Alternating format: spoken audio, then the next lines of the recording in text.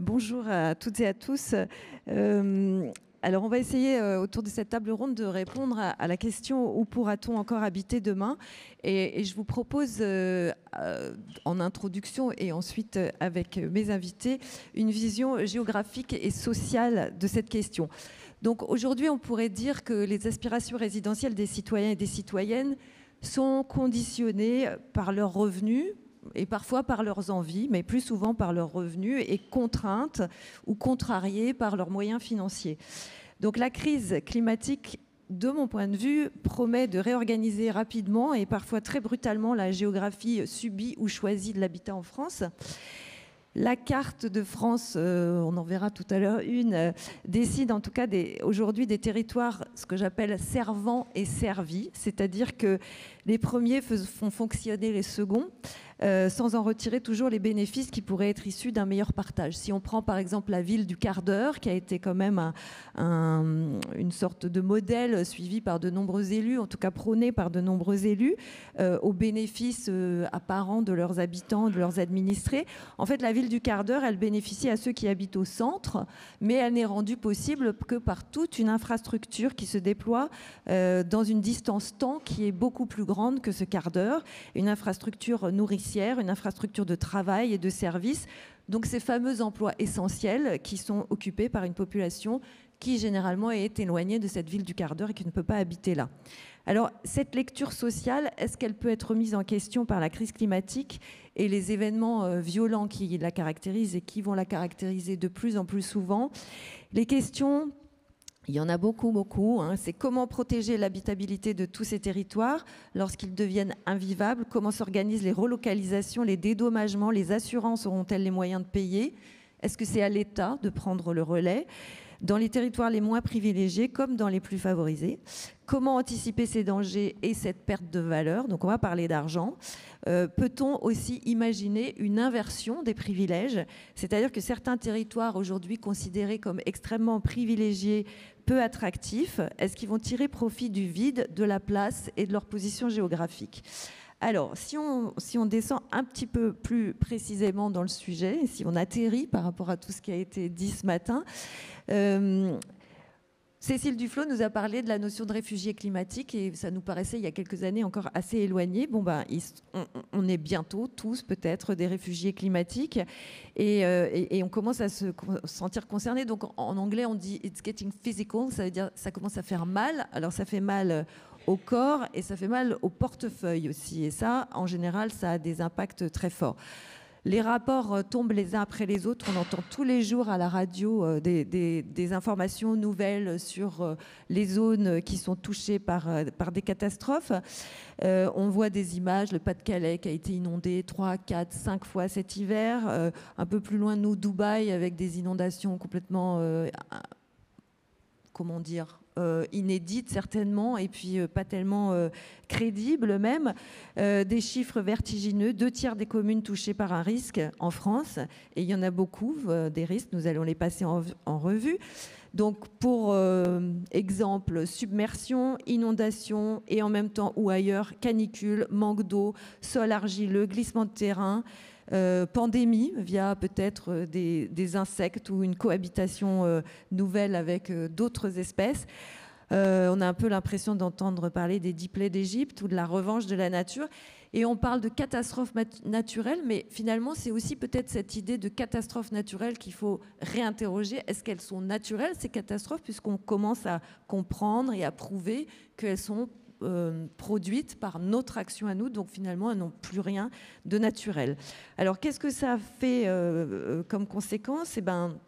D'un point de vue purement assurantiel, une augmentation des primes, une hausse des franchises, des limites contractuelles d'indemnité, puisque à un moment il s'agit bien de savoir comment on va compenser ces catastrophes et ce qu'elles produisent. De plus en plus d'aléas qui ne vont pas être classés comme catastrophes naturelles et qui ne vont pas être assurés. Et finalement, on arrive à une situation extrêmement paradoxale. On a voulu rendre des territoires attractifs, et c'était vraiment le boulot de la compétition entre les villes pour attirer des populations. Aujourd'hui, il faut faire le contraire, ce qui peut être un crève-cœur et même un anti-job pour certains élus. Et pourtant, s'il y va de l'intérêt général, c'est quand même leur boulot de faire ça, de retourner d'une certaine manière le marketing territorial en disant ben non, vous ne pouvez plus venir, on ne va plus construire, on ne va plus accorder de permis de construire parce qu'il n'y a plus d'eau, parce qu'il fait trop chaud, parce qu'il n'y a plus de place.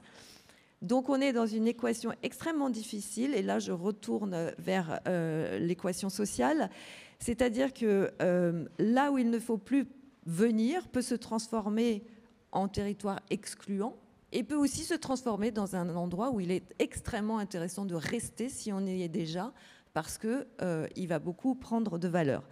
Donc comment une collectivité survit-elle et comment finance-t-elle sa résilience ou son adaptation sans les recettes du développement qui lui servaient à ça précédemment et qui l'aident à survivre, notamment la fiscalité. Voilà, ça fait beaucoup de questions, et on va essayer d'y répondre avec 4 experts, avec chacun sa spécialité. Donc Barbara Leroy, responsable littoral et maire du CEREMA. Donc vous êtes basée à Brest, hein, tout près de l'eau. Marie-Hélène Perrault-Rohu, présidente du Congrès des notaires, qui cette année a pour sujet l'adaptation au climat. Oui, adapter les projets, accompagner les projets face aux défis environnementaux. Oui. Jean Guilloni, qui est président et fondateur de l'Institut de la transition foncière, et Antoine Hérédian, directeur du développement de AXA Climate. Alors, on dit AXA Climate ou AXA Climate parce qu'en fait, on s'acclimate. Oui, mais Climate pour avoir l'air moderne, c'est super. Ok. Donc, je vais vous poser d'abord une première question à chacun. Voilà, l'analyse semble partagée. On s'est installé contre la nature, si on peut dire. On la contraint, on l'ignore. Et après des siècles d'architecture et d'urbanisme vernaculaire, on avait l'habitude de faire avec. Et là, on se prend un boomerang extrêmement violent. Donc, peut-être chacun dans votre domaine, si vous pouvez nous dire quels sont les risques qu'on voit et ceux qu'on ne voit pas. Alors peut-être commencer par le risque de submersion. Celui-là, on le voit quand on est près de ce risque, mais pas partout en fait. En fait, on le voit quand on a les pieds dans l'eau. Mais le risque, alors je vais distinguer le risque de submersion et le risque d'érosion. Parce que si les conséquences sont les mêmes et qu'on a à la fin les pieds dans l'eau, les phénomènes en jeu ne sont pas les mêmes, et l'approche prévisionnelle existe dans un cas et n'existe pas dans l'autre. Mais ce recul du trait de côte, il ne date pas d'aujourd'hui. On se le prend aujourd'hui en pleine face, mais il y a en France 16 000 ouvrages qui protègent 1000 côtes de littoral. Donc si on a pris la précaution de créer ces 1000 ouvrages, ça a un coût en investissement, ça a des coûts en fonctionnement qu'on ne sait pas encore évaluer d'ailleurs. Donc comment ces ouvrages vont vieillir dans le temps, est-ce qu'on pourra les garder ou pas, c'est un véritable sujet. Mais s'il y a 16 000 ouvrages pour protéger 1000 km de côte, c'est que ce recul du trait de côte, il ne date pas d'hier. Et si on regarde ce qui s'est passé entre 1950 et aujourd'hui, eh ben dans les chiffres clés, on a que 20% du territoire est en recul. Ça veut dire qu'on a 900 km de côtes, essentiellement des côtes sableuses, qui sont des côtes qui sont en recul. Et là-dedans, je vais distinguer 2 cas. Ça veut dire aussi dans les chiffres clés que sur ces 50 ans, on a perdu grosso modo 35 km² de territoire. Et ça s'accélère. Et ça s'accélère. 32 km², c'est la ville de La Rochelle. Demain, ce sera certainement 10 000 km². En combien de temps ? À l'horizon 2100. Tant qu'on peut le dire. On a une carte là qui pourrait être projetée. Elle va arriver, je pense. Voilà. Elle est là. Et en fait, on a 2 phénomènes qui sont synchrones. On a le phénomène d'érosion côtière et le phénomène de submersion. Alors, je ne sais pas s'il y en a un qui est plus grave que l'autre, mais un phénomène d'érosion côtière, c'est comme si on comparait la roulette au remplissage d'une baignoire. Si vous tournez la roulette, vous pouvez gagner, vous pouvez perdre. Vous pouvez tourner plusieurs fois la roulette, vous pouvez gagner, vous pouvez perdre. Mais vous ne savez jamais quand vous allez gagner ou quand vous allez perdre. La submersion, c'est un risque naturel majeur. C'est lié à un événement historique. Des pluies très importantes, une tempête, des phénomènes naturels extrêmes qui vont entraîner une submersion. Et donc, ça a un côté imprévisible et également un côté qui peut mettre en jeu la vie des biens et des personnes. Si on parle d'érosion côtière, on a une cinétique d'évolution du trait de côte et on est en capacité de connaître les zones qui reculent beaucoup, qui reculent vite, et celles qui reculent moins vite. Donc on a un indice national d'érosion côtière qui va être remis à jour cette année pour voir quelles sont les zones qui sont les plus impactées. Et si on se projette à l'horizon 2100, eh bien on se dit qu'on a les deux phénomènes qui sont synchrones, celui de l'érosion dont la cinétique est connue et sur laquelle on peut s'adapter, et celui du phénomène majeur. Et aujourd'hui, on a des zones qui sont des zones basses, qui sont connectés à la mer de manière plus ou moins fréquente. Je pense aux estuaires en particulier. Et donc, quand vous avez une grosse tempête, une forte marée, eh bien, ces zones, elles sont ponctuellement les pieds dans l'eau. Mais avec le changement climatique, le niveau des mers et des océans va augmenter. Et ce qui aujourd'hui est un phénomène exceptionnel va devenir de plus en plus fréquent jusqu'à ce que ces zones qui sont à moins de 1 mètre au-dessus du niveau de la mer se retrouvent connectées à la mer. Donc, on a ici la carte des zones qui seront connectés à l'horizon 2100, c'est-à-dire tout ce qu'on va appeler les zones basses, les zones qui sont géographiquement connectées à la mer, les estuaires essentiellement. Vous voyez la Seine, vous voyez la Gironde, vous voyez la Camargue. Mais il y a aussi tous ces ouvrages qui aujourd'hui font des obstacles naturels ou pas, les cordons dunaires, les digues, les enrochements. Les cordons dunaires, peu à peu, vont être érodés. Et les ouvrages de protection, aura-t-on ou pas les moyens de les entretenir à l'avenir?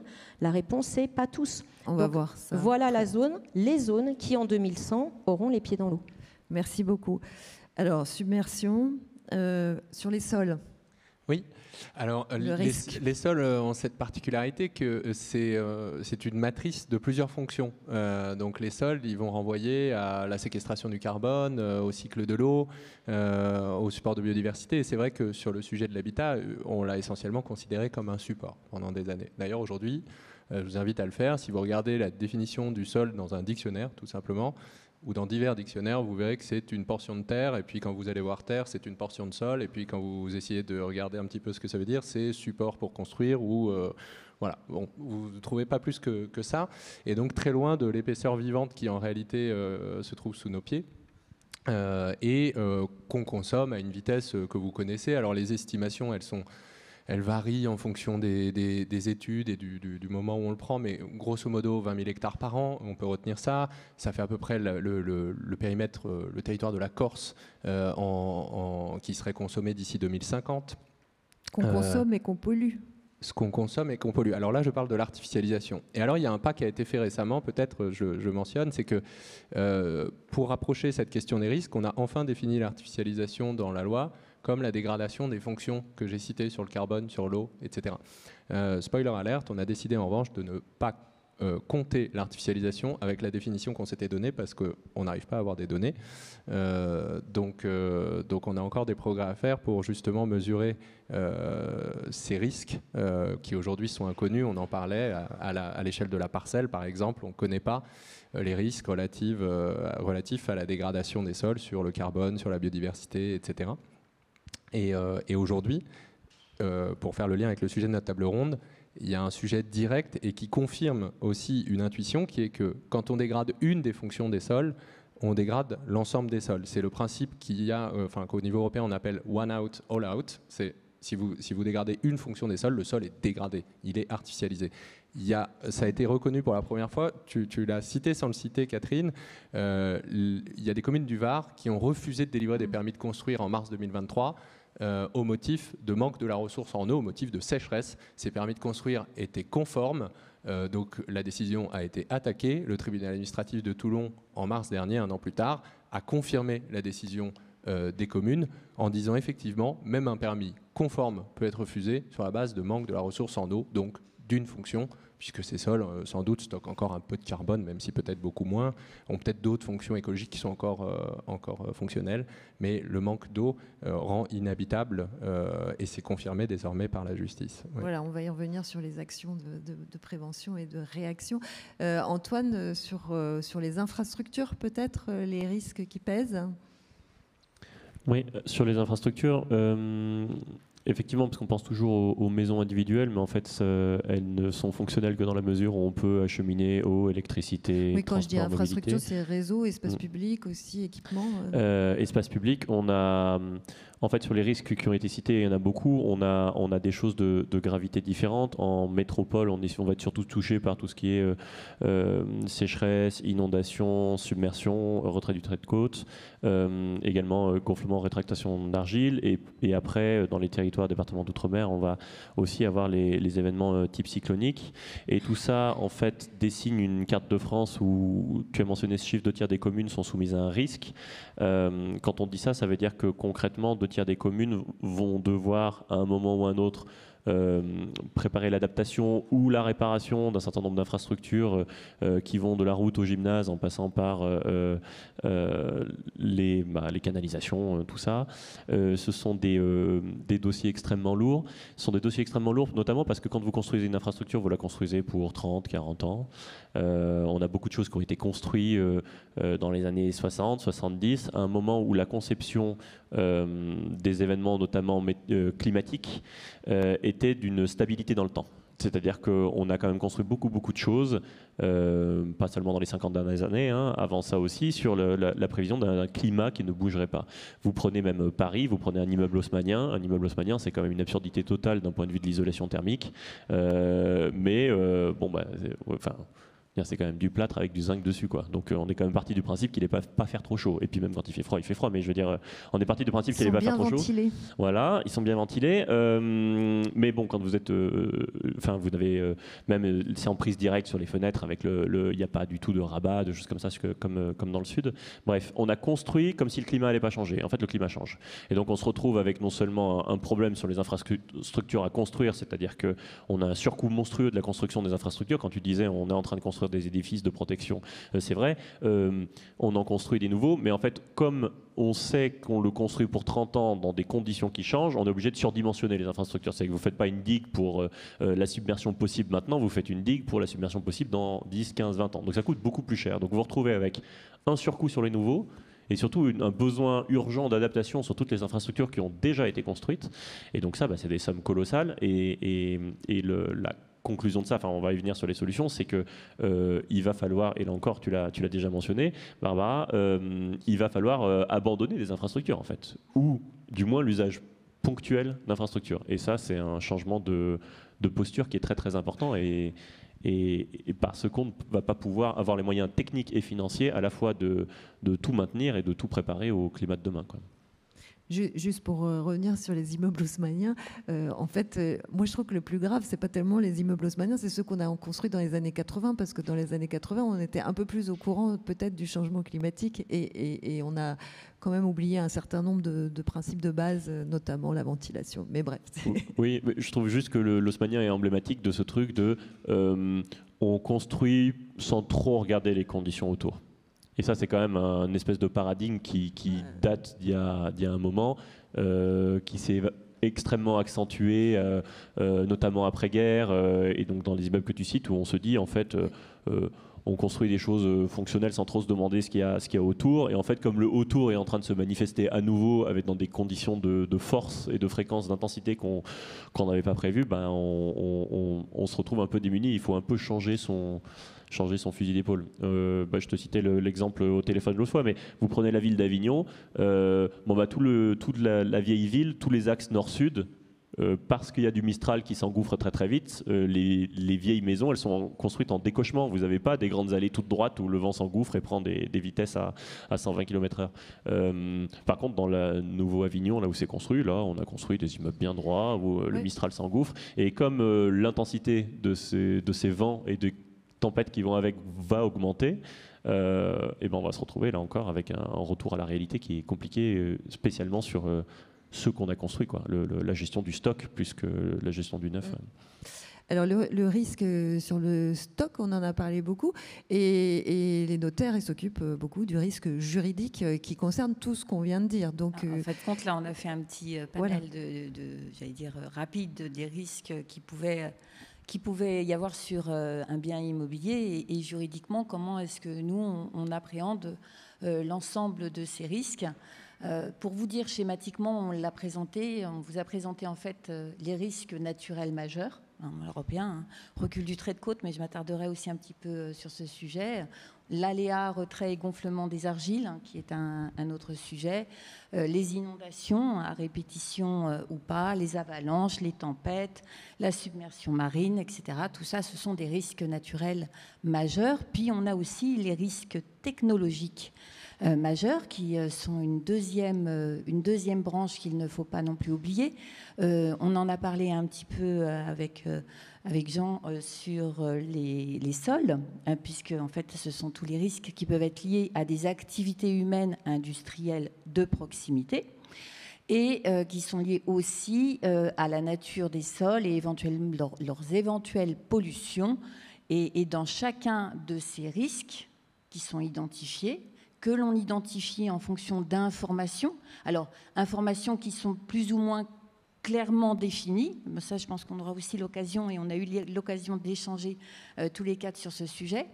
Une fois que l'on a défini et obtenu l'information, la question c'est qu'une fois qu'on a identifié le risque, à chaque risque sa norme et sa réglementation. Concrètement, on parlait tout à l'heure du recul du trait de côte. Vous le savez, ou vous ne le savez peut-être pas, mais voilà, la loi climat et résilience de 2021 a prévu un dispositif qui prévoit dans la loi que à partir du moment où vous seriez touché par un recul du trait de côte à l'échéance entre 0 et 30 ans, eh bien, vous avez une interdiction de construire complète. Ensuite, si vous êtes compris entre 0 et 100 ans, entre 30 et 100 ans, pardon, vous avez une constructibilité limitée et réglementée avec une obligation de consignation pour la démolition. Concrètement, ça veut dire que vous savez que vous ne construisez que sur du temporaire. Donc la collectivité doit consigner une somme qui lui servira. C'est celui qui va acheter au vendeur.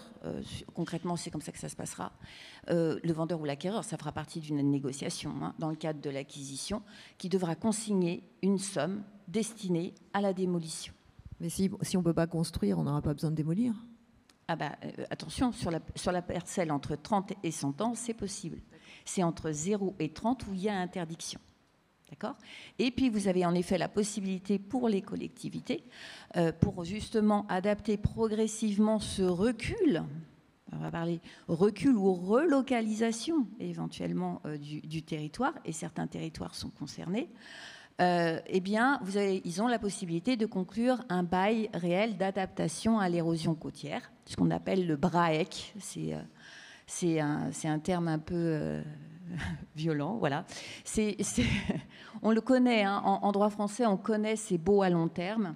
C'est un nouveau bail à long terme qui a cette particularité qu'il a une durée minimum de 12 ans.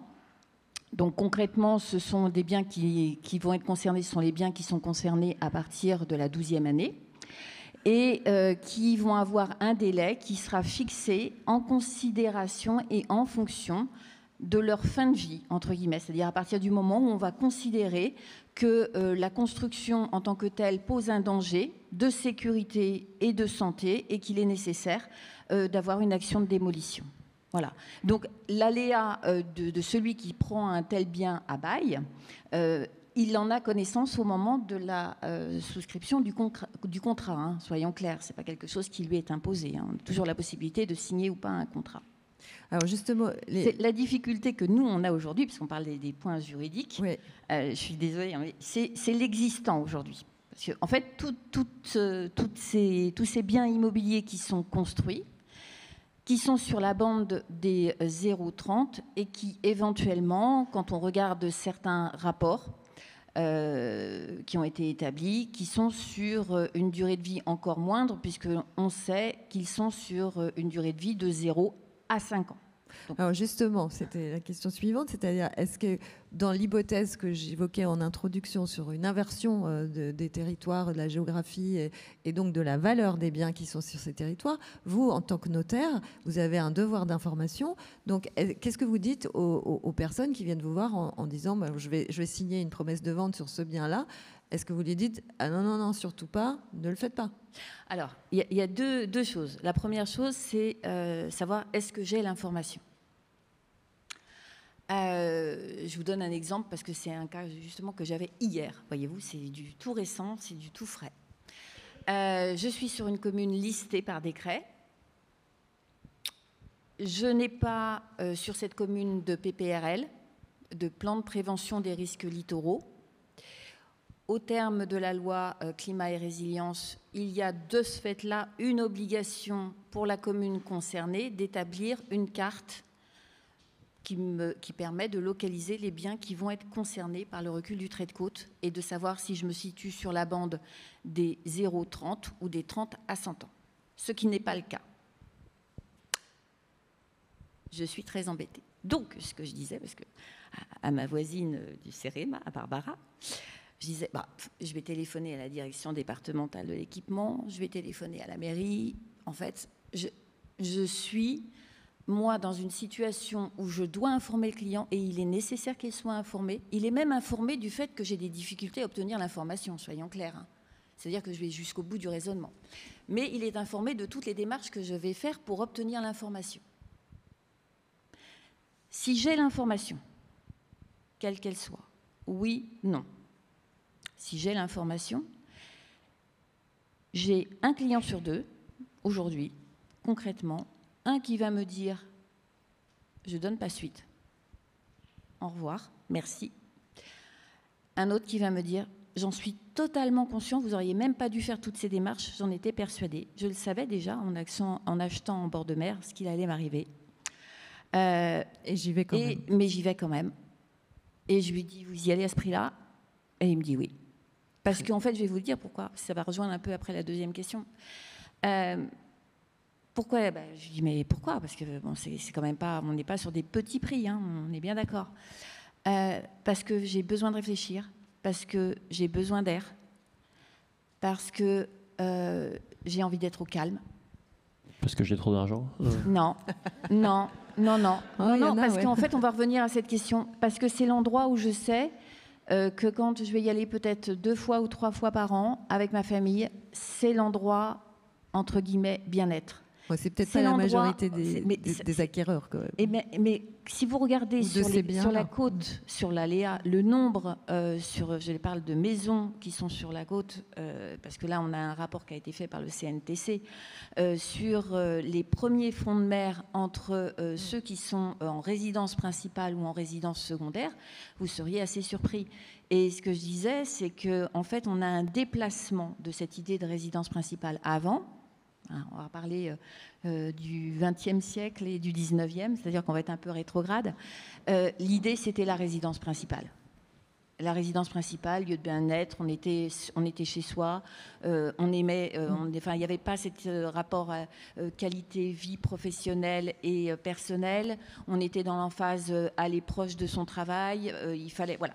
Okay, tout tournait autour en fait finalement du travail, de l'éducation des enfants, etc., etc. Et ça a changé pour aujourd'hui d'autres. Ce rapport pour certains ménages. Mais oui, pas forcément, parce que vous avez même un rapport. On parlait ce matin, j'entendais Cécile Duflot parler de l'égalité des salaires hommes et femmes, et justement il y a un point d'égalité. Moi je vous le dis par rapport en tant que chef d'entreprise, mais par rapport à ce que j'ai pu entendre il y a par ailleurs, vous avez des gens qui sont prêts à sacrifier une partie éventuellement d'un salaire à partir du moment où ils trouvent une qualité personnelle. Alors, on va voir ce que... C'est pour ça que je vous dis, c'est pas une question uniquement que de revenus. D'accord. Donc, voilà. Alors, merci beaucoup.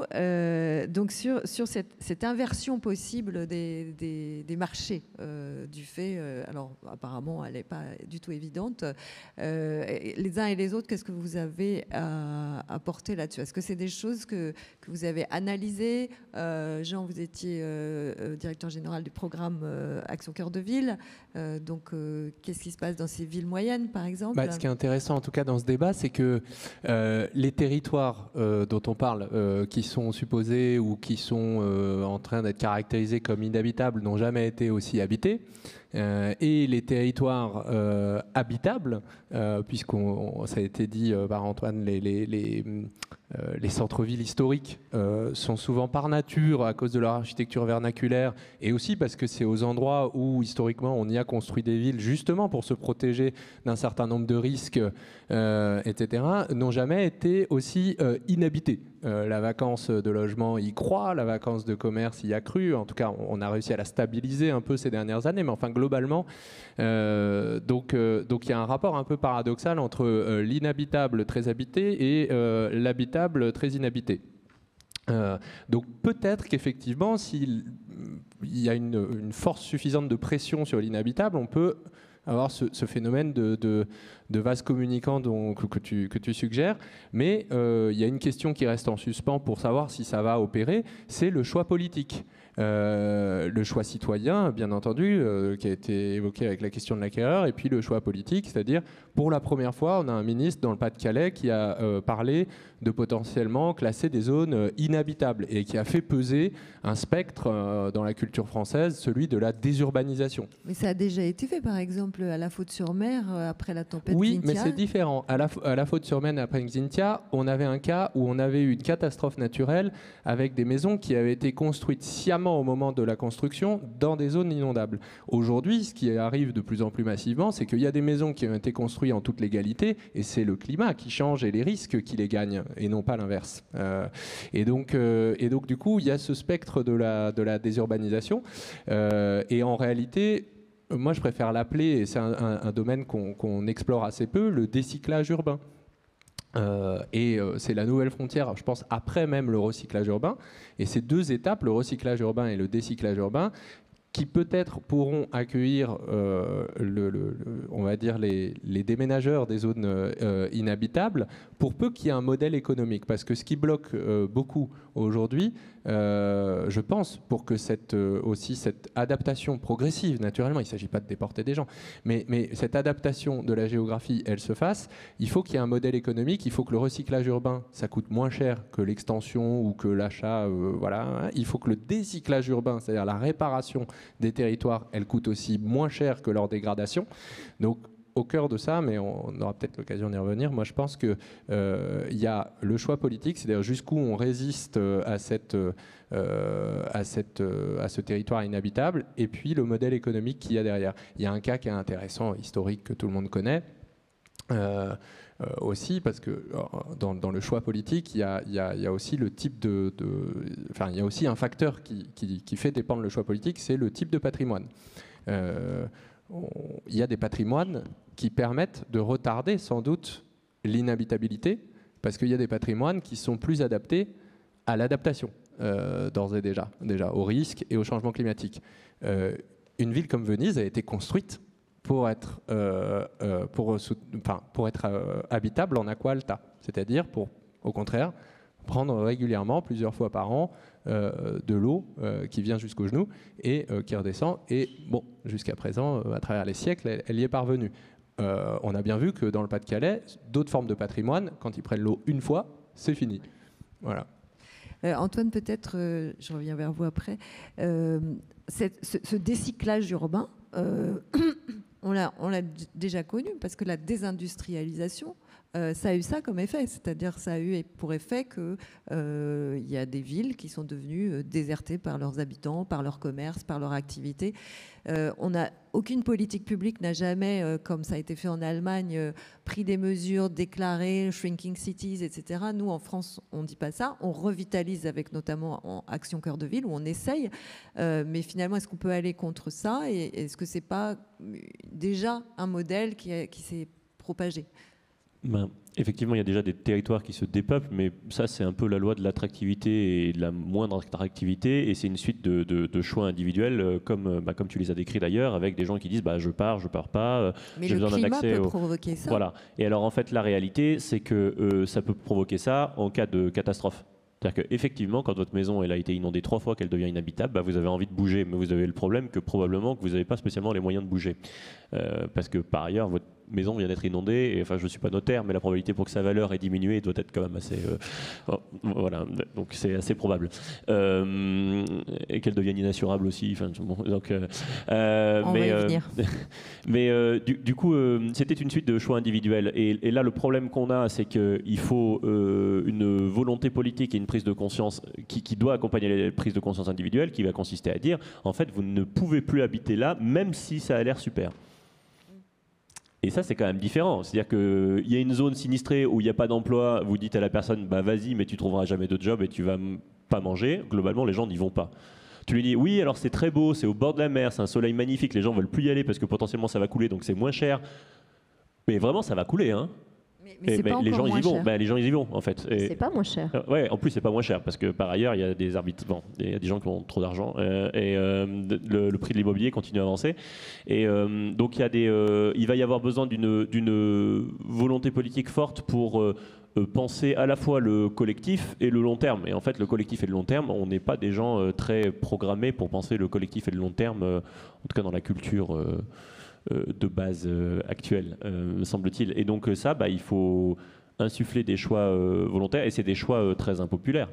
C'est-à-dire que quand vous dites, bon ben là, cet endroit-là, il va falloir partir, c'est sûr que ça ne s'entend pas très bien. Donc en fait, ce qu'on préfère faire, on préfère leur dire, on vous a prévenu qu'il fallait partir, comme ça le jour où il y a une catastrophe, on leur dira, on vous a prévenu, on indemnise un peu moins, peut-être qu'on rachète des maisons à côté moins cher, parce que c'est ça qui va se passer. À un moment ou à un autre, il va falloir qu'on rachète du patrimoine situé sur notamment le retrait de côte, et en fait, tant que le voisin n'aura pas été inondé ou détruit, ça sera encore trop cher. Donc là, ce qui va se passer, c'est qu'on va attendre, voilà, à un moment, il y a la puissance publique qui va arriver, qui va sortir de l'argent collectif, et donc là, on a un truc assez fascinant, en fait, qui ressemble un peu, vous savez, à ces spéculations en bourse où ça monte, ça monte, ça monte, et puis on se dit toujours, oh, ça va tomber, mais après moi.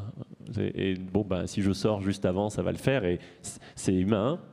Et donc là, il y a plein de gens qui jouent, quoi. Et ce qui est un peu désagréable, c'est que c'est la collectivité qui va payer pour aider ceux qui vont jouer et perdre à la fin, parce qu'on ne va pas non plus les laisser sans solution.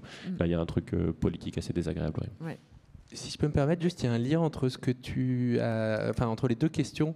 Tu as évoqué déjà la perte d'habitabilité pour des raisons économiques par le passé, pour des raisons de désindustrialisation, etc. Donc pas pour des raisons climatiques.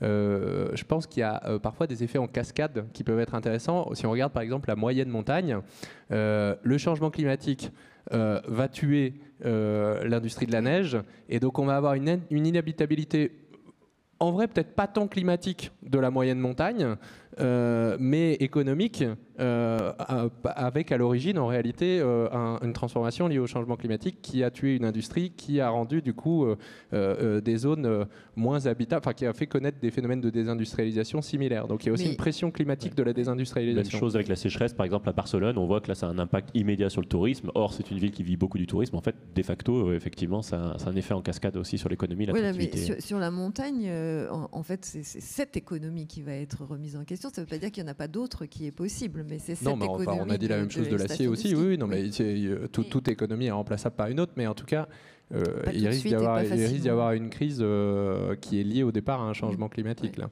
Ouais. Pour revenir, il y aura de toute façon une nécessaire... le territoire de demain, il ne ressemblera plus au territoire d'aujourd'hui. Et il faudra le réinventer. Et le réinventer avec le contexte climatique qui évolue, et qui évolue très très vite. Ça a toujours changé, mais ça évolue de plus en plus vite. Tu parlais, Antoine, de l'attractivité d'un territoire. Et tu disais, en gros, je caricature peut-être un peu, mais c'est un territoire où il fait bon vivre et où il y a du boulot. Avec le télétravail, on peut aujourd'hui se délocaliser des zones d'emploi. Et donc pas tout le monde peut télétravailler, quand même. 30% des emplois. Mais aujourd'hui, sur la frange littorale, on a un paradoxe, c'est parce qu'il y a un côté qui est très anxiogène lié à ce recul du trait de côte, mais néanmoins, ça reste un territoire qui est hyper attractif et où aujourd'hui, les prix de l'immobilier, ils ne s'infléchissent pas. Alors qu'on sait, on regardait la carte tout à l'heure, on sait qu'il va y avoir, on va perdre dans les 50 prochaines années, on va perdre 10 000 km². On a perdu 35 km² en 50 ans. On va perdre 10 000 km² à l'horizon 2100. Et aujourd'hui, ce qu'il faudrait, j'avais quelques chiffres sur l'habitabilité du littoral.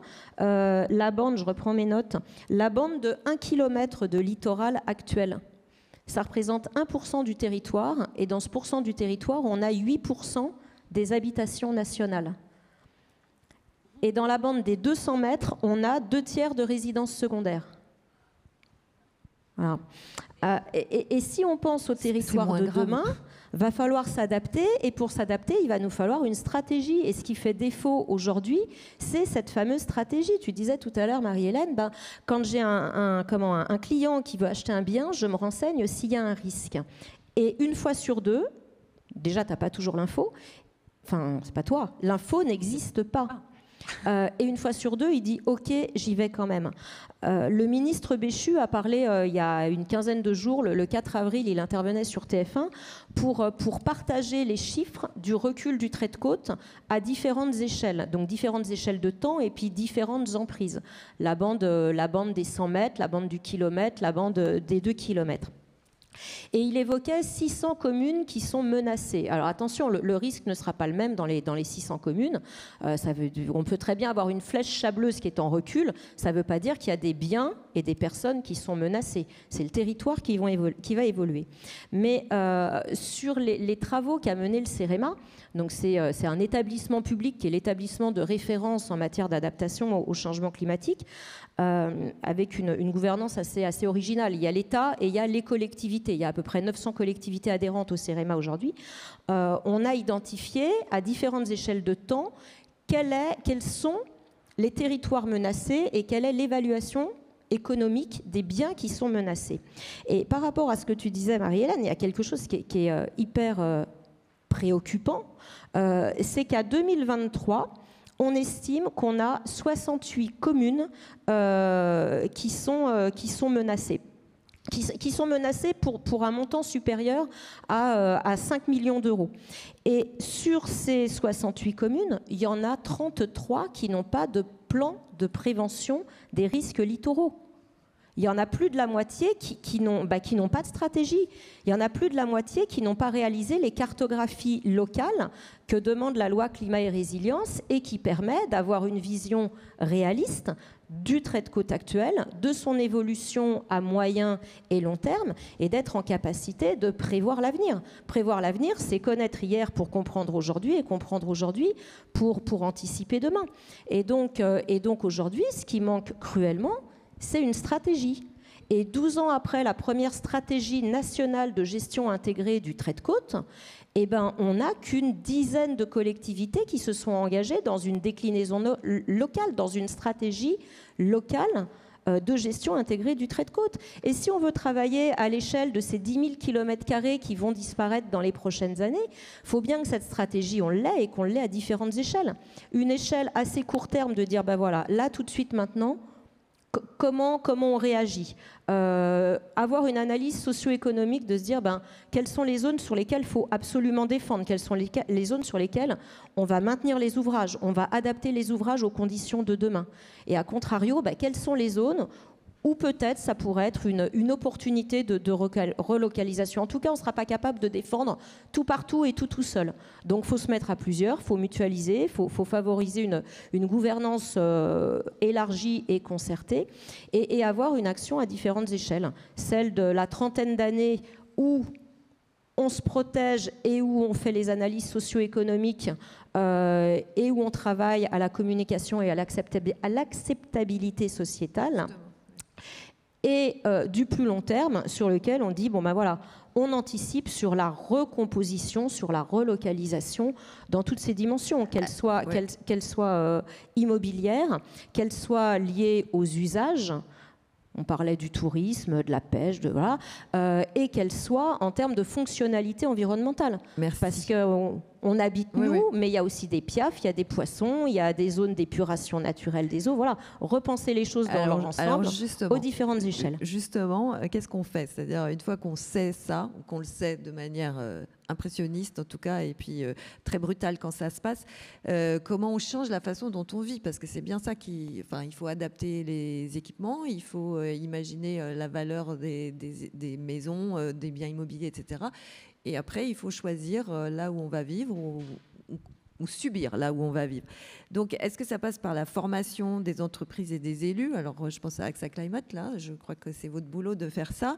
Est-ce qu'il faut sonner l'alarme? Comment est-ce qu'on dit aux habitants que ça peut leur arriver de manière très concrète et de manière rapide? Comment on informe? Et finalement, quelles actions concrètes on fait? C'est-à-dire que, est-ce qu'on construit des digues? On a vu que c'est peut-être pas une bonne idée. Est-ce qu'on plante des arbres? Est-ce qu'on quitte des territoires? Alors, qui veut commencer par répondre?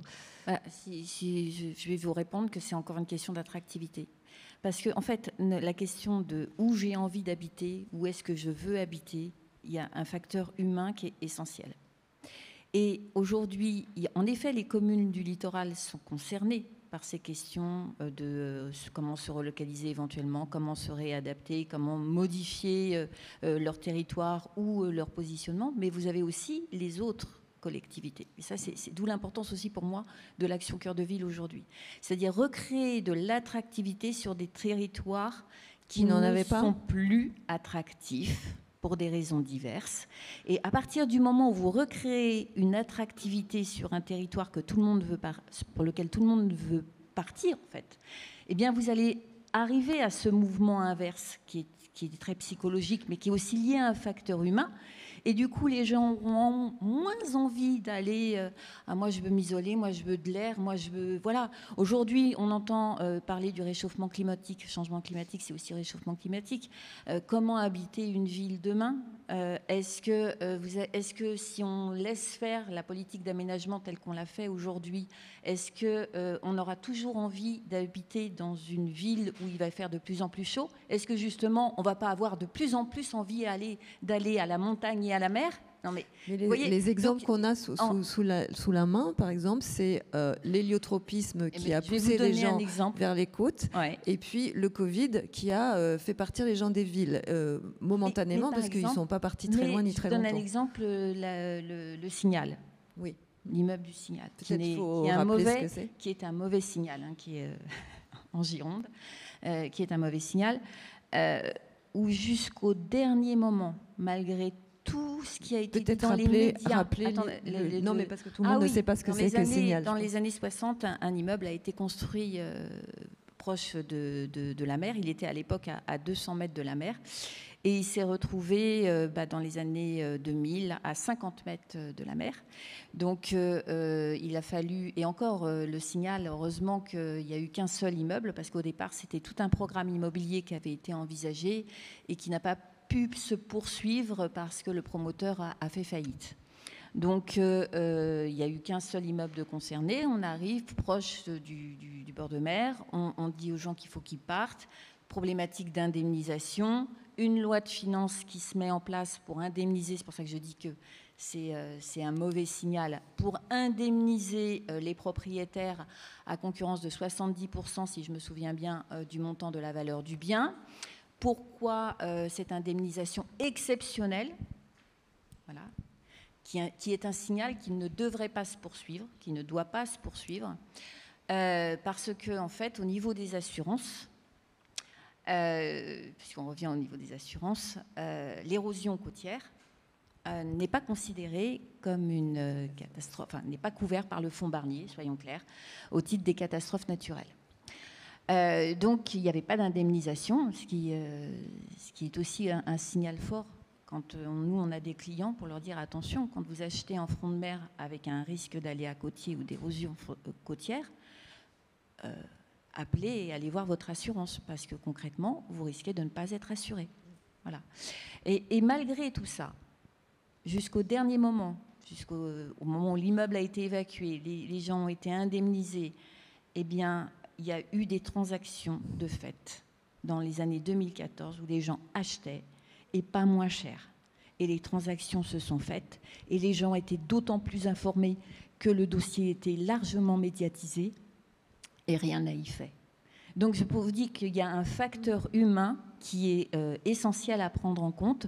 On parlait également de ceux qui étaient prêts à partir du bord du mer, et tu disais très justement, souvent c'est ceux qui subissent la catastrophe. Oui, c'est l'affaire Xynthia. Oui. La profession peut d'autant plus en parler qu'on a accompagné les ventes qui se sont faites, les 1200 ventes qui ont dû être faites très rapidement pour indemniser, pour que l'État puisse racheter l'ensemble des biens qui avaient été concernés dans les zones noires, c'est-à-dire qui étaient acquisitions destinées à la démolition, hein, soyons clairs, il n'y avait pas... Mais là, il y avait une indemnisation pour partie du fonds Barnier, et l'approche qui s'est faite par les notaires au niveau des clients sur le consentement, sur la vente, etc., ce n'était pas une problématique parce que les gens... Mais en fait, ils l'avaient vécu, mais ils l'avaient vécu dans leur chair parce que souvent, il y a eu des décès. C'est-à-dire que quand on vous parle d'information, l'information, elle a une conséquence pour nous. La conséquence, elle est humaine. Elle n'est pas seulement technique sur un acte notarié. Vous êtes dans un risque aléa côtier, submersion marine ou autre. Elle est humaine. Donc ça, si vous voulez, à partir du moment où vous avez des clients qui vivent cette problématique, l'approche est totalement différente. Aujourd'hui, je me rapproche parce que le client va avoir envie. Donc il va être dans cette mouvance amiable de se défaire de son bien immobilier. Parce que là, pour le coup, il n'y a plus de bons souvenirs, mais il n'y a plus que des mauvais souvenirs. Voilà, avec souvent des indemnisations qui leur permettent et qui leur ont permis de racheter ailleurs pour se loger. Alors justement, sur les indemnisations, donc c'est AXA Climate, mais c'est quand même AXA. Hein, donc le rôle des assureurs, comment il évolue? Parce qu'on entend qu'il y a beaucoup de collectivités qui n'arrivent plus à se faire assurer, que les primes augmentent, que les motifs d'indemnisation diminuent ou changent, etc. Donc... Oui, effectivement, donc les assureurs, ils ont quand même un rôle... moi, je ne suis pas assureur, hein, mais bon, je travaille dans une maison qui fait de l'assurance, donc je peux un peu en parler. Il y a un double phénomène qui est d'abord l'augmentation de la sinistralité. Le changement climatique rend les phénomènes extrêmes plus fréquents, plus intenses, change aussi la cinétique, c'est-à-dire que vous avez des cyclones qui se développent beaucoup plus vite, qui sont plus difficiles à lire. Donc tout ça augmente monstrueusement ce qu'on appelle l'aléa dans le jargon, c'est-à-dire la puissance du choc et sa probabilité. Vous avez aussi une augmentation de la vulnérabilité, c'est-à-dire qu'on a commencé à construire dans des endroits où on n'aurait pas dû construire. On a des comportements qui ne sont pas les bons et qui augmentent la vulnérabilité face à l'aléa, c'est-à-dire qu'on a un exemple dramatique dans le Gard, avec quand il y a eu les inondations et notamment des routes inondées et qu'on disait aux gens « vigilance orange, vous ne traversez pas ce pont », il y a des gens qui se sont engagés avec la voiture et qui se sont noyés. Donc ça, c'est une augmentation de la vulnérabilité qui ne vient pas du fait qu'on a construit une route où il ne fallait pas. Ça fait longtemps que cette route elle est là et ça fait longtemps qu'elle est inondée régulièrement. Mais par contre, il y a des comportements où il y a peut-être une prise de distance avec la notion de risque qui est supérieure. Et donc, on a plus de vulnérabilité, on a plus d'aléas. Et donc, on augmente les sinistres, on augmente le coût des sinistres de façon très très forte. Par exemple, je n'ai pas les chiffres exacts en tête, mais je crois que par an, c'est de l'ordre de 3 ou 4 milliards les catastrophes naturelles en France. 2022, c'est 11 milliards. 2023, c'est 7 milliards. Donc, c'est des choses qui ne cessent d'augmenter.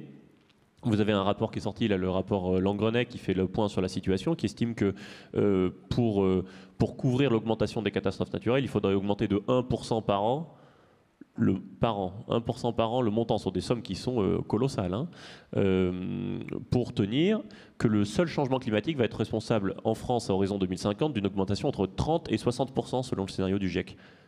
Le seul changement climatique. Parce qu'après, vous avez d'autres choses qui jouent. Vous avez l'inflation générale des prix. Parce que, sortir les gens en hélico de la vallée de la Roya, ça coûte plus cher quand le kérosène il a pris 50%. Donc, vous avez une augmentation du prix. Et puis, un dernier truc, c'est que on construit des biens qui valent de plus en plus cher. On a plus d'infrastructures, tout vaut plus cher. Donc, en fait, les coûts montent aussi.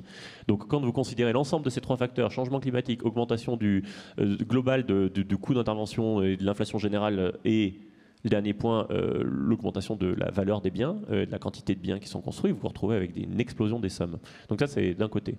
Et de l'autre, vous avez un deuxième phénomène qui est que historiquement, si vous voulez, la façon d'assurer, si on se dit, il y a globalement une zone, le risque, il est à peu près de ça, je vais assurer cette zone à tel tarif.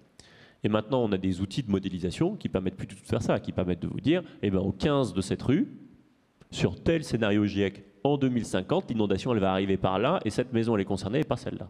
Et ça, on sait faire. Avec plus ou moins un degré de précision en fonction du risque, mais sur les glissements de terrain, sur les inondations, même sur les incendies, on sait faire beaucoup de choses. Et ça fait que, mécaniquement, les assureurs, si vous voulez, quand vous avez d'un côté une augmentation monstrueuse de la sinistralité, et de l'autre une précision très fine sur là où est-ce qu'il ne faut pas assurer. Mais là où est-ce qu'il ne faut pas assurer, on ne connaît pas ça en disant où est-ce qu'il ne faut pas acheter. Les notaires, ils aimeraient bien connaître ces cartes-là. Donc voilà, après, vous les connaissez ? Oui, les cartes du risque climatique existent. La Maïf a sorti une carte qui s'appelle Où habiter, où vous voyez les risques d'inondation, l'historique de ce qui s'est passé. Je vous invite à consulter ça avant d'acheter un bien, parce qu'on voit très bien, là il y a eu un incendie en 99, la proba que ça revienne, la végétation a eu le temps de repousser, c'est probable. Ça ne vous dit pas l'adaptation des comportements et des politiques dans l'intervalle. Donc du coup, il y a une vraie question, et la vraie question qui est, concrètement, comment est-ce qu'on fait pour assurer une solidarité nationale sur l'ensemble du territoire pour s'assurer qu'on garde l'assurabilité et donc l'habitabilité des choses. Donc le rapport Langrenay fait un certain nombre de pistes qui visent à préserver. Donc en France, on a quand même un régime très spécial, qui est le régime catastrophe naturelle, qui est assez unique. Vous comparez avec ce qui se passe aux États-Unis, par exemple, où là, pour le coup, vous avez des maisons entières qui sont plus assurées, des pans entiers du territoire. Donc là, le rapport fait un certain nombre de recommandations. Concrètement, ce qui se passe, c'est que toutes les personnes qui assurent leur maison, qu'elles soient dans un risque ou pas à risque, contribuent à ce fonds. C'est ça qui se passe. Donc une revalorisation de cette prime. Et après, ils proposent des choses dans le rapport, notamment modulées. Si vous êtes une résidence secondaire dans une zone côtière inondable, le rapport propose que vous payez beaucoup plus cher que si vous êtes une résidence principale dans une zone. Peut-être que là, il y a des pistes à creuser et qui ne sont pas absurdes. Ce qui est sûr, c'est que cette répartition du risque, c'est une décision politique et collective, et qu'en fait, si on laisse faire la simple logique du marché, la simple logique du marché, c'est qu'à un moment, je ne vais pas investir une maison où je sais à 100% qu'elle va être envahie par les eaux. C'est ce qu'on disait sur le trait de côte. Un assureur n'assure pas un risque qui a 100% de chance de se produire. Et il y a des maisons, elles ont 100% de chance d'être dans l'eau. Donc aucun assureur ne va y aller. Maintenant, on commence à voir sur les inondations, les feux de forêt, les coulées de boue, des choses où vous avez le même niveau de certitude. Vous savez que dans les 20 prochaines années, un événement va arriver et il va coûter tant. Quand vous faites ça et que vous êtes assureur, globalement, vous ne jouez pas, ou alors vous jouez avec une prime qui est tellement colossale que ça ne marche pas. Et le dernier phénomène qu'on a, qui est quand même tout aussi inquiétant, c'est le retrait des réassureurs. C'est-à-dire que la logique qu'ont les assureurs comme la Maïf, AXA, etc. au niveau du territoire, vous avez les réassureurs, c'est-à-dire ceux qui mutualisent le risque à l'échelle internationale, qui eux décident de dire, les cyclones dans les Antilles, pas chaud. Voilà, globalement. Et donc là, là, vous avez un vrai problème, parce que pour le coup, l'assureur, lui, il ne veut pas, s'il n'est pas réassuré derrière. Et donc, d'où l'importance de l'action de l'État là-dessus, avec des régimes de réassurance, une caisse de réassurance publique qui permet d'articuler intelligemment tout ça. Après, c'est des choix, effectivement, c'est des choix politiques, Est-ce qu'on fait porter... à combien est-ce qu'on va indemniser les gens qui ont acheté une maison, une résidence secondaire, en sachant qu'elle allait être inondable à des prix prohibitifs, et que du coup, effectivement, la maison elle vaut très cher parce qu'ils l'ont payé très cher, parce que ça fait 10 ans d'inflation immobilière. Mais donc, est-ce qu'on met une mineur à 70%, à 100%, on va pas La question, à mon avis, c'est plutôt est-ce qu'ils avaient connaissance ou pas. Oui, voilà. Bien sûr. Et là, on va voir, parce qu'il y a des secteurs comme dans Xintia, on en parlait, où il n'y avait pas encore les questions de PPRI ou ce genre de choses, et on était beaucoup moins avancé sur les données, sur les informations qu'on a aujourd'hui. Et donc il y a aujourd'hui, sur les acquisitions ou les transactions qui se font aujourd'hui, où il y a des gens qui le font pleine connaissance de cause, c'est clair qu'il n'y aura pas forcément les mêmes conséquences que s'ils ne le savaient pas. Oui, il y a une responsabilité individuelle et puis après, il y a une responsabilité politique, nationale ou locale, parce que la responsabilité individuelle, elle peut être plus ou moins bien informée. Alors, est-ce qu'il y a un plaidoyer politique à faire Alors, ce qui est intéressant dans cette discussion, je vais prendre 2 exemples moi, issus de mon expérience. On voit qu'il y a 2 formes de rationalité qui s'affrontent. Il y a une rationalité en tout cas qui est celle de l'acquéreur ou du citoyen qui n'a pas forcément intégré une rationalité climatique, économique, qui n'a pas les mêmes termes, qui n'a pas l'immortalité de l'État, qui n'a pas l'omniscience du marché, qui n'a pas, etc. Alors que sur nos sujets, par exemple, nous, de sol et de dégradation des terres et d'artificialisation des terres, il y a très nombreux rapports. Le dernier de l'IPBES, qui est un peu le GIEC de la biodiversité, qui dit que le coût de l'inaction à long terme, il est 3 fois supérieur au coût des mesures qu'il y aurait à mettre en œuvre, de toutes les mesures qu'il y aurait à mettre en œuvre aujourd'hui pour protéger de la dégradation des terres. Et alors, ce qui est intéressant, je trouve, dans ce débat, c'est qu'en réalité, il y a un dialogue, voire une tension, une négociation entre l'État, entre la puissance publique et le marché. Je pense naturellement, moi j'ai fait toute ma vie dans le public, plutôt souvent pour des solutions de régulation publique, collective, solidaire. Mais ce que je veux dire, c'est qu'il est intéressant de voir que le marché a un rôle parfois de pression, de signal sur le régulateur et qui est parfois très en retard. Enfin, j'entends par là que je vais citer 2 exemples. J'en parlais juste avant, mais par exemple, au moment où on est sorti de la crise financière des dettes souveraines de 2011 après la crise de 2008 dans le sillage en 2015-2016 et que les banques centrales ont eu une politique monétaire très assouplissante en prêtant beaucoup d'argent, les États se sont dit très bien, la relance va passer par le job de la finance, des banques centrales, et par cet argent facile. Et à un moment donné, le marché est allé voir les États et leur a dit non, vous avez un job à faire en matière d'investissement public en fait. Est allé mettre la pression à l'Allemagne, à la France en leur disant vous avez un job. Et a commencé à dire sinon moi je vais et c'est ce qu'ils ont fait à la fin, je vais me retirer, je vais resserrer cette politique accommodante monétaire. Un autre exemple plus proche de nos sujets, c'est que aujourd'hui vous avez la même chose sur les projections démographiques. C'est-à-dire que vous avez au niveau local toute une planification territoriale et urbaine qui prévoit l'usage des terres dont on parle, qui est fondée à chaque fois quand on fait un SCOT, un schéma de cohérence territoriale, un PLU, on commence par un diagnostic qui commence généralement par des projections démographiques. Et bien honnêtement, à part en zone tendue dans quelques métropoles, on se focalise souvent là-dessus parfois dans le secteur, moi avec mon passif ville moyenne beaucoup moins, elles sont presque toutes insincères. Voilà, elles sont structurellement insincères, ces projections démographiques. C'est toujours faux. Voilà. C'est ce que je disais tout à l'heure, l'élu il a pour ambition de rendre sa ville attractive. C'est-à-dire que c'est impossible de dire je vais partir sur une croissance. Et en fait c'est ça, c'est-à-dire que la puissance publique là par exemple ne fait pas le choix de dire je vais faire les investissements nécessaires et avoir les actions publiques et la régulation nécessaire pour organiser la décroissance démographique, qui n'est pas d'ailleurs forcément une décroissance économique en plus au niveau local. Ça, parfois, il y a des erreurs là-dessus. Et là-dessus, à nouveau, ce qui va se passer après, c'est que c'est le marché qui, derrière, va passer et va envoyer son signal prix. Parce qu'on aura fait des projections démographiques trop élevées, on aura fait des autorisations d'urbanisme trop nombreuses, on aura, etc. Et le marché va arriver et boum, signal prix. Et donc, dévalorisation, dégradation, perte de valeur, etc., destruction de valeur. Et là, c'est un peu ce qui se passe en fait. Donc, on peut être fâché contre les assureurs quand on dit oui, dans les communes, voilà, etc. Et d'un autre côté, en même temps, en fait, ils sont en train d'envoyer un signal à la puissance publique en leur disant mais au fond, c'est pas notre job de faire cette contrainte financière sur l'habitabilité des territoires. C'est votre job, vous, l'État, les collectivités locales. Et la puissance publique d'organiser ça pour qu'on n'ait pas à faire ça en dernier recours. Mais en l'occurrence, le signal envoyé, il touche aussi les citoyens directement et de manière du coup assez injuste, quoi. Enfin, ça peut être. Alors il y a une géographie qui est injuste en revanche, et c'est pour ça que quand on parlait de comment on dit comment est-ce qu'on réinvestit, parce que du coup le marché envoie le signal prix et puis là de nouveau l'État ou la puissance publique qui n'a pas assez fait pour adapter en amont et éviter cette destruction de valeur. va venir en prêteur en dernier ressort, quoi, comme souvent en économie. Donc on va dire, bon, bah, voilà, à la fin, c'est moi. Et là, effectivement, il y a sans doute, c'est là que se feront les choix politiques. C'est-à-dire, est-ce qu'on est prêteur en dernier ressort dans le Pas-de-Calais ? Sans doute.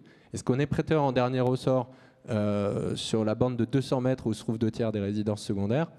Peut-être qu'il faudra veiller à l'être un peu moins. Voilà. Très bien. Alors, juste, oui. En fait, s'agissant du recul du trait de côte, et pour savoir matériellement à combien ça correspond, on sait que ça va reculer. Et c'est comme si, je prenais tout à l'heure la roulette et la baignoire. J'ai pas eu le temps de parler de la baignoire, mais l'érosion du trait de côte, c'est la baignoire. Vous êtes en train de remplir une baignoire. En tout cas, il y a une baignoire qui se remplit. On connaît le volume de la baignoire, on connaît le débit du robinet. Ouais, dans une baignoire, on peut l'arrêter, le robinet. On peut l'arrêter, mais on peut aussi choisir. Non, là, on peut pas l'arrêter. On peut choisir de se relocaliser et de choisir le territoire de demain plutôt que d'attendre d'avoir les pieds dans l'eau pour se dire maintenant, on fait quoi ? C'était la question que je posais. Qu'est-ce qu'on fait ? C'est-à-dire, est-ce qu'on déménage ? Est-ce qu'on on construit des ouvrages ? Est-ce qu'on plante des arbres ? Est-ce qu'il y a des solutions ou est-ce qu'il n'y en a pas ? Ou il faut juste partir ? D'abord, il y a le diagnostic. Qu'est-ce qui est touché, à quel endroit et à quelle échéance ? Ou alors on attend la catastrophe et le nombre de morts pour savoir, pour réagir. C'est souvent comme ça que ça se passe. Alors, c'est parce qu'en fait, là, j'allais dire, c'est violent, mais la prise de conscience est immédiate. C'est-à-dire que vous n'avez pas du tout la même attitude, et ça, c'est normal, c'est le facteur humain. Quand vous avez vécu quelque chose et que vous l'avez subi, et qu'on vous dit là maintenant, c'est de vous-même même que vous avez envie de partir. Qu'à partir du moment où on vous dit c'est quelque chose qui est inéluctable, qui va arriver entre 0 et 30 ans. Alors ça c'est un autre point, c'est-à-dire que quand j'entends qu'on a des précisions un petit peu plus précises sur les durées ou sur les délais, quand nous on annonce un délai entre 0 ou 30 ans ou entre 30 et 100 ans, je vous avoue, surtout entre 30 et 100, on regarde, on fait... Voilà, parce que entre 30 et 100, ok. Alors donc si vous voulez, après, on peut penser patrimoine, héritage, etc. Quand même au-delà de 30 ans. Mais pas forcément, ce que je vous disais tout à l'heure en début d'introduction, c'est-à-dire que vous avez des gens qui vont faire privilégier quelque chose parce qu'ils ont envie de vivre autrement, voilà, concrètement. Parce qu'ils ne retrouvent pas dans le territoire où ils sont une attractivité suffisante qui leur permettent d'y rester ou qui leur donne envie de rester. Voilà. Ça c'est les gens qui ont le choix. Mais vous l'avez en résidence principale. On discute aujourd'hui, on discute aujourd'hui des 35 heures sur 4 jours.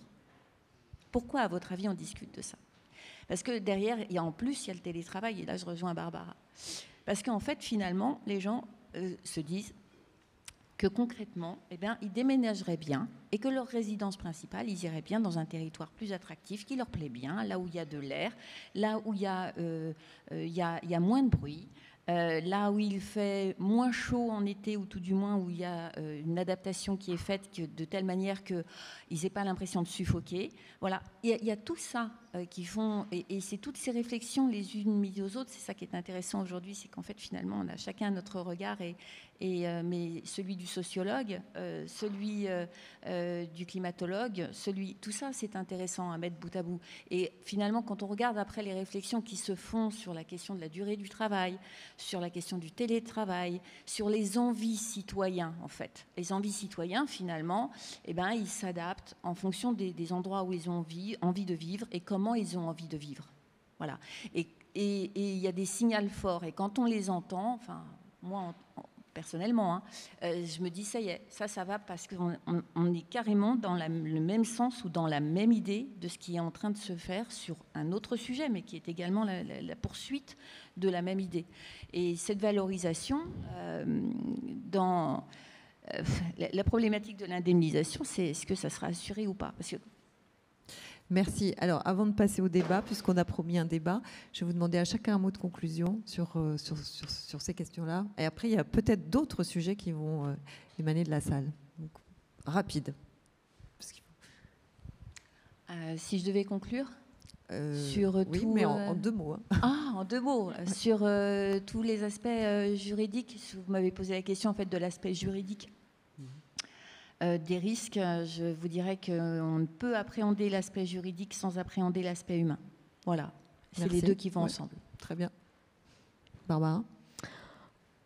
Qu'il faut une réflexion à large échelle, qu'elle soit géographique et qu'elle soit temporelle, et qu'on envisage la recomposition spatiale comme un gain pour l'avenir, comme un investissement pour l'avenir, et pas comme une dette à payer du passé. Merci. Eh bien, moi, en un mot, qu'on arrive à trouver justement les modalités à la fois financières, techniques et de gouvernance pour organiser un peu plus massivement le recyclage à la fois des territoires et urbains, et le décyclage, la réparation, la restauration, le retour à un seuil de bon état écologique des territoires. Moi, je pense que ce qu'on a dit là, c'est que tout dépend en fait de la puissance publique, sa capacité d'impulsion, parce que ce que disait Marie-Hélène, c'est que des drames personnels peuvent permettre des déclenchements de comportement, mais en fait, si on n'a pas des plans qui sont prévus pour ensuite capitaliser là-dessus, et le mot est horrible sur des drames humains, mais la réalité, c'est ça qu'il faut faire, c'est théorie du choc. Il se passe un truc, on en profite en fait pour faire avancer l'agenda d'adaptation, etc. Ça sert à rien. Et donc, du coup, faire des plans, mettre de l'argent dans des techniques d'adaptation, préparer la suite, ben, c'est de la priorité en temps, en énergie, en argent. Donc, c'est des priorités politiques. Donc, en fait, il faut juste la question de la solution, c'est qu'il faut juste mettre aux responsabilités des gens qui ont compris ça. Voilà. Juste. Voilà, juste ça. Ok. Merci beaucoup.